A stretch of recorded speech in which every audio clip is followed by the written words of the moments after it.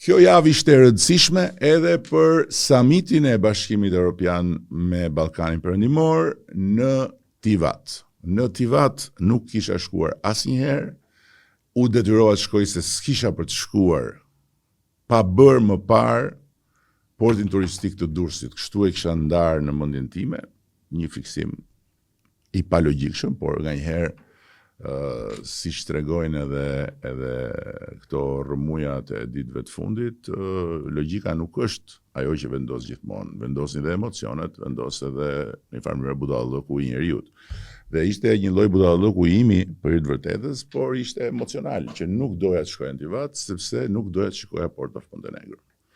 Nuk doja të shikoja Port of Montenegro, sepse Port of Montenegro është një top që i ka kaluar për shalës Shqipërisë dhe ka përfunduar në Malzi. Dhe historia e Malizi është përcaktuar nga Port of Montenegro si një histori e një vendi turistik që nuk ka bujqësi, nuk ka fabrika, nuk ka prodhime të tjera, po ka një bukuri që e ka vënë dispozicion të ekonomisë përmes investimeve të ekselencës. Dhe ai që ndërroi dhe që e konceptoi Port of Montenegro, më parë se të shkonte atje, si një top i shtyr nga uji, përmes shalve që ishin të hapura thjesht dhe vetëm për të marrë përfitime babëzie, duke e përdorur Shqipërinë si pronë, do në ta bënte Durrës, kishte bindjen që një port turistik pranë amfiteatrit më të madh që romakët kanë ndërtuar jashtë Romës, do të ishte një histori e jashtëzakonshme suksesi. Gjë që do ta tregoj natyrisht historia e re, por shumë e vonuar, jo për fajin tim dhe tonin, e projektit të portit turistik të Durrësit. Dhe u prit me sytë të xhepi, edhe ju kërkuan xhixha, kështu që iku në Malzi, e ndërtoi Port of Montenegro dhe Tivati, nga një gjë me rreth 10.000 banor që ishte i vetmi gjë që nuk frekuentohej nga turist, sepse ishte një bazë ushtarake e Jugosllavisë me ujë të ndotur e kështu me radhë, u kthye në motorin më të madh ekonomik të Malizi. Dhe Malizi që nga i moment pa shumë hajër, sepse pasuan investimet të tjera, one and only, hoteli one and only, në Europë është ndërtuar vetëm Malzi. Do ishin në Shqipëri të gjitha këto.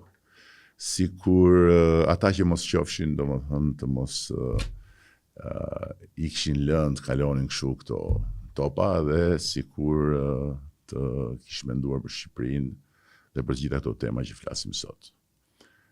Gjithsesi, në Tivat unë shkova, nuk kisha çfarë bëja, dhe më vjen shumë mirë të them që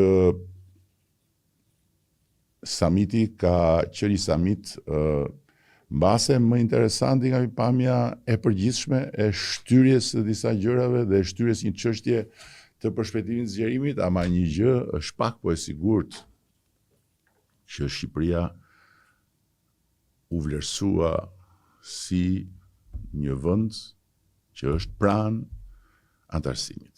Shqipëria u vlerësua për të gjitha ato që ka bërë dhe si një vend që është pranë. Ndërkohë që zëri ynë u dëgjua qartësisht përsëri, unë i ngrita të gjitha ato për të cilat kam kohë që përpiqem dhe brenda atij rrethi, sepse një gjë e kemi arritur.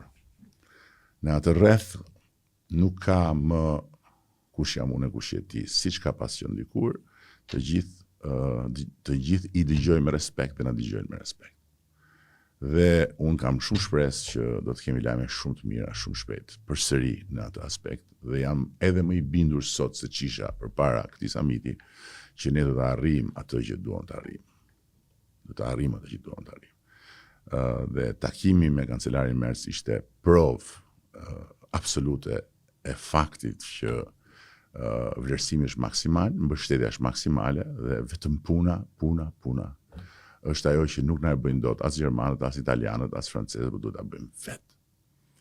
Kështu që të gjithë në punë, secili në punën e vet. Faleminderit shumë.